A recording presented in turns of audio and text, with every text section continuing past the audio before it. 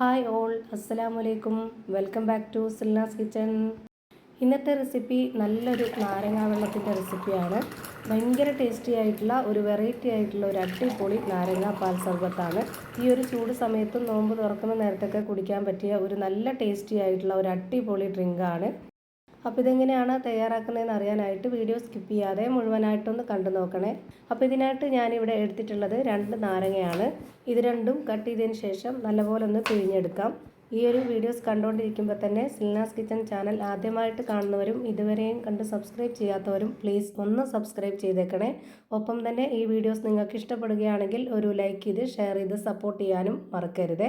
ഈ ഒരു പാൽ സർബത്ത് തയ്യാറാക്കാനായിട്ട് നാരങ്ങ കട്ട് ചെയ്ത് മിക്സിയിലിട്ട് അടിച്ചെടുക്കരുത്. ഇതുപോലെ ജ്യൂസ് മാത്രം എടുത്താൽ മതി. അപ്പോൾ ഞാനിവിടെ 2 നാരങ്ങയും നന്നായിട്ട് പിഴിഞ്ഞെടുത്തിട്ടുണ്ട്. ഇനി ഈ ഒരു നാരങ്ങാ ജ്യൂസിൻ്റെ ആ ഒരു കുരുവും അരിയും ഒന്നും പെടാതെ നമുക്കൊരു മിക്സിയുടെ ജാറിലേക്ക് അരിപ്പ വെച്ച് അരിച്ചൊഴിച്ച് കൊടുക്കണം. ഇപ്പോൾ ഞാനിതാ ഒരു മിക്സിയുടെ ജാർ എടുത്തിട്ട് അതിലേക്ക് അരിപ്പ വെച്ചിട്ട് ഈ ഒരു അരിയും കുരുവൊക്കെ മാറ്റിക്കളയുന്നുണ്ട്. ഇനി ഇതിലേക്ക് നല്ലൊരു മണത്തിന് വേണ്ടിയിട്ട് ഒരു 4 ഏലക്ക ഇട്ട് കൊടുക്കണം. 4 ഗ്ലാസ് വെള്ളത്തിനാണ് ഞാനിപ്പോൾ ഇവിടെ 2 നാരങ്ങയും 4 ഏലക്കയും എടുത്തിട്ടുള്ളത്. അപ്പോൾ നമ്മൾ എത്ര ഗ്ലാസ് വെള്ളമാണോ തയ്യാറാക്കുന്നത് അതിനനുസരിച്ചുള്ള നാരങ്ങയും ഏലക്കയും ബാക്കിയുള്ള എല്ലാ ഇൻഗ്രീഡിയൻസും എടുക്കാവുന്നതാണ്.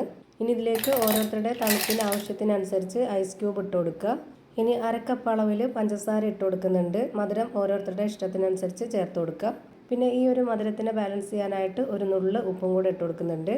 ഇനി നമ്മുടെ ഈ ഒരു നാരങ്ങ പാൽ സർബത്ത് തയ്യാറാക്കി എടുക്കാനായിട്ട് ഇതിലേക്ക് ചേർത്ത് കൊടുക്കുന്നത് മെയിനായിട്ട് പാൽപ്പൊടിയാണ്. ഞാനിതിലേക്ക് ഇട്ട് കൊടുത്തിട്ടുള്ളത് 10 രൂപയുടെ 2 കവറ് പാൽപ്പൊടിയാണ്. ഇനി ഇത് നല്ല പോലെ ഒന്ന് അരച്ചെടുക്കാം. നമ്മുടെ ഈ ഒരു ഐസ് ക്യൂബ് അല്ലാതെ വേറെ വെള്ളമൊന്നും ഒഴിച്ചു കൊടുക്കരുത്.